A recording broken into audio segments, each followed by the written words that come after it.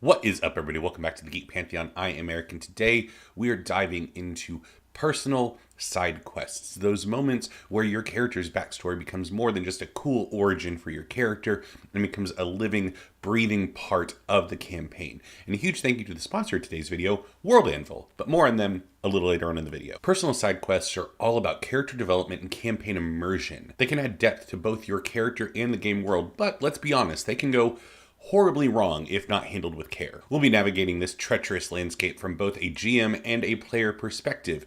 Everything from crafting those juicy backstories to tying up loose ends in a satisfying conclusion. Let's start off with crafting a compelling backstory. So you want to create a personal backstory that is ripe with opportunities for personal side quests. First things first, you'll need hooks, and not the pirate kind. Though that could be interesting. But narrative hooks. Think unresolved conflicts, mysterious pasts, and personal goals that your character is just itching to achieve. For example, maybe your character was part of a brutal fighters guild, and they left on bad terms when they refused to do a job that conflicted with their personal morals. And so now they have to keep looking over their shoulder, uncertain when their old comrades are going to jump out to exact vengeance on them. Or maybe your character, as part of their backstory, discovered some ancient artifact that doesn't have any apparent power, but they know that there's something in here, and if they could just unlock it, they could prove its importance and its power. But here's the kicker. Creating an elaborate plot hook-filled backstory is not a one-person show.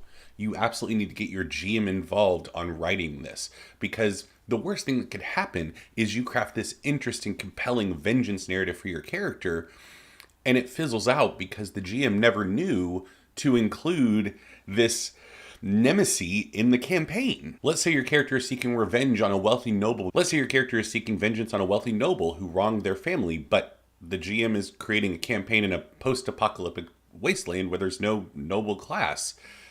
You need to rework some details of your story. Perhaps it was a warlord of a roving band of killers, or a trusted settlement leader that betrayed the player character's family. Work with the GM to ensure that the story that you want to tell with your character will fit into the game world that they plan on presenting. And while we're on the subject, let's talk about overly dramatic backstories. You know what I'm talking about. A tragic past, a stolen birthright, a prophecy foretelling doom. Sure, it sounds cool, but sometimes less is more. Not all of us can be the long-lost heir to the throne with a divine destiny. For instance, imagine a character who is the only survivor of their village after a dragon attack, but is also the secret love child of a legendary hero and is the only one that can wield the fabled sword of destiny. It's a bit much. The key is to find balance. Give your character some depth and some intriguing plot hooks without making them the main character of a daytime soap opera set in a fantasy world. And remember, communication with your GM is essential. They are your partner in crime when it comes to crafting a compelling backstory for your character that will have interesting moments throughout the campaign and also fit within the larger world. Now that we've covered crafting compelling backstories, let's jump to the other side of the screen and talk to GMs about integrating all of those juicy personal backstory details into the larger campaign. It's a delicate dance, my friends, one that requires finesse and an attention to detail. First off, let's discuss getting started with personal side quests in a campaign. Those initial moments where you let the player know, oh, your backstory matters here.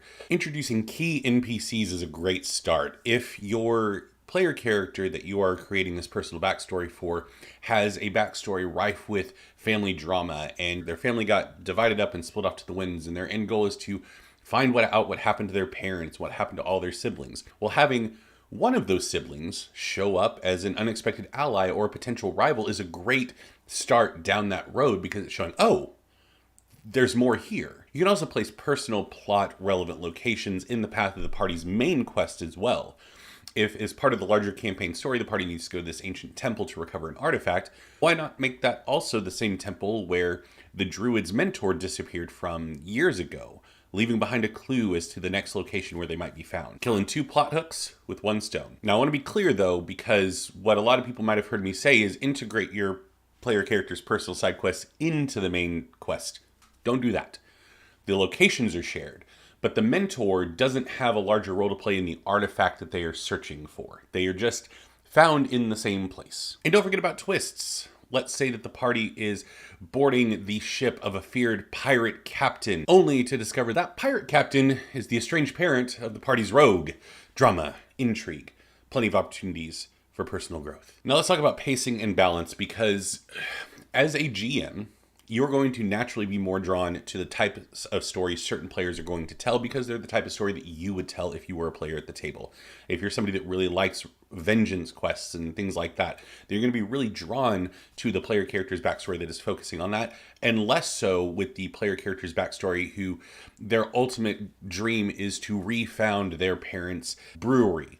And that's what they want to do. That's why they want to go adventuring and accumulate gold and try to acquire land so they can do this thing. And that doesn't interest you that much. You need to be very aware of how much time the spotlight is shining on each player character, so that you're not just shining the spotlight on the player character's backstory that you are really compelled by and ignoring the other player characters. Take some time and plot it out. I try to do it by session, where I will pick one or two characters who I'm going to focus on their personal backstory that session or that adventure, and then I have to switch to someone else or two other people for the next adventure. And that assures me, and I note like basically who's been ticked one time, who's been ticked twice, that kind of thing. So that ensures that I'm bouncing around and giving equal share to everybody around the table. Finally, a word of caution from the pirate example. Now that works really well if perhaps the rogue can mention that their parent was a pirate, or their parent dreamt of pirate books, or they don't remember their parent that well, but they read a lot of pirate stories as a kid, and for some reason they've always been drawn to that profession in that world. Then the parent reveal is an interesting payoff. You want to avoid twists for twist's sake by awkwardly shoehorning personal side quests into the campaign at random moments. If the party is sitting down for tense negotiations with a diplomat from a foreign nation, and then you, with the GM, suddenly thrust upon them that the diplomat is the nemesis from one of the player characters' backstory with no build-up, no foreshadowing, no rhyme or reason, that can come across as forced and not the smoothest integration. So GMs, just remember to remain subtle and creative in your integration and make sure the spotlight is moving around the table so that everybody has a chance to shine bright. Now, if you're like me, you may have quite a few players invested in their personal backstories and the side quests that you're giving them. And if you're also like me, you might be running multiple games with different players, with characters who are all different, but some of their backstories are just alike enough to be a little confusing. And so you run the risk of having the long-lost sibling and rival of player character A from campaign 1 showing up in campaign 2 to confront player character X accidentally because you had a long week and your brain is foggy. But thanks to the sponsor of today's video, World Anvil, you have all the tools necessary to make sure that stuff like that never happens. You can keep everything perfectly organized for all your campaigns, so you are never confused about which plates you need to keep spinning on which day. If you're a DM looking to bring personal side quests, epic storylines, and immersive game worlds to life, then World Anvil is the ultimate tool to help you keep everything organized and easily accessible. With World Anvil, you can create detailed campaign settings, track your player character's progress through their personal story, and even share your World Anvil site with your players for the ultimate collaborative tool. It's like having your own personal sidekick for world building and campaign management. So if you're ready to level up your GM game, head on over to worldanvil.com and give it a try. And be sure to use the code TGP at checkout for 40% off your annual membership. That's code TGP for 40% off. And trust me, your campaigns will never be the same. Now let's get back to exploring the role that players have in bringing their personal side quests to life. Now that we've covered backstory creation and GM integration, let's get onto what the players can do to help bring their personal side quests to life. Because let's face it, a great side quest is nothing without the player's enthusiasm and engagement. First and foremost, it is your job to actively pursue your personal side quests and stories. The GM can set the stage all they want. They can throw all of the clues in front of you, but it is up to you to engage with the story being put in front of you.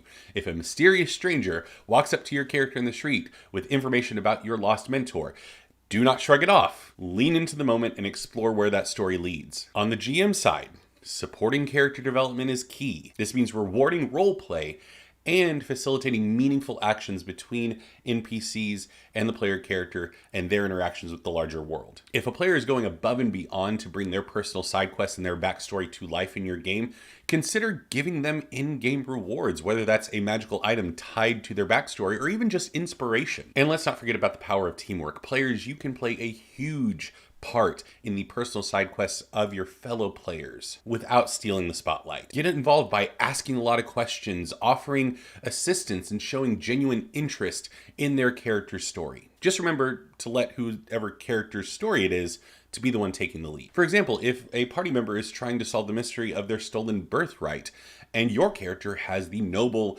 background and you come from the noble class, you can use your connections and resources from a role-playing standpoint to help them, to look into things for them, to help them find what they're looking for. Just do it in a way to where you're always bringing it back around to them, that they're the ones deciding what the next step is. They're the ones deciding who they want to investigate, and you're merely taking the lead from them and saying, okay, I'll go look into that and I'll be right back. And then because you are part of the noble class, if there is a hard-hitting moment where perhaps you've hit a brick wall and it's seeming more and more like they're never going to be able to find out the truth about their stolen birthright, and they hit a low point, your character also can provide emotional support because they get it. They understand how awful nobles can be. It's all about being a good team player and making the experience richer for everyone involved. So whether you're the star of the personal side quest or a supporting character, just remember that engagement and collaboration is key to bringing these personal side quests to life off of the table. Keep the role-playing strong and the camaraderie strong, and you'll have an unforgettable campaign on your hands. We've made it, folks. We've navigated the treacherous waters of crafting a compelling backstory, integrating it into the campaign, and engaging with it through meaningful role-play and collaboration with our fellow players. Now it's time to bring it all home to a satisfying conclusion, which is a lot harder than it sounds. First, let's talk GM tips for creating a engaging climax for a personal side quest. You want to strike a balance between challenge, reward, and narrative solution. For example, if a player character is hunting down a fearsome beast that came through and terrorized their village and potentially killed their family, finding the beast in the woods randomly is not the most satisfying way to have that confrontation with the beast. Have this final engagement be a test of all of their skills leading up to this point, with meaningful stakes and a chance for the character to grow in the process. Have them spend time learning about the beast's hunting patterns, preferred foods to use as a bait, where they may nest/lair, etc. Introduce allies, rival hunters, and make everything build up to that final hunt. And when it comes to rewards, think outside the box. Think beyond loot and experience points. Perhaps the character earns the respect of their village, becoming a legendary hero or even their leader. Or the character uncovers a hidden truth about the beast that adds an additional layer of depth to the overall story, leading to an interesting narrative connection between the player and their quarry. And players, this should be a time of reflection for your character. When you know that your personal side quest is coming to a conclusion, think about how it's impacted not only your character, but the campaign overall, your fellow party members. How has your quest to do what you wanted to do impacted those around? And then who is your character now? How has this experience evolved and shaped them over time? This reflection can inform your role-playing moving forward, but also inform how your character feels about the conclusion of this side quest. Now, let's talk about twists again, and specifically anticlimactic conclusions. Picture this: a character has spent the entire campaign looking for their long-lost twin sibling. They know that they've had a connection to them and they were separated very early on. They just have hazy memories of a happy childhood with this person. They want nothing more than to be reunited with them and to have a happy life with them. And then they find them living in life in a quiet village with no interest in reconnecting. Sure, that might be realistic to a certain level, but it's not a satisfying resolution to a story, which is what we're all doing. So as you bring your personal side quest to a close, remember to keep the challenge, reward, and narrative resolutions in balance with each other. Give your players the opportunity to reflect about what they've been through and savor in the satisfaction of a story well told. Thank you again to the sponsor of today's video, World Anvil. Be sure to go to worldanvil.com with the checkout code TGP for 40% off your annual membership. And if you want to see a video with some more kind of advanced players tips, check out the video right there.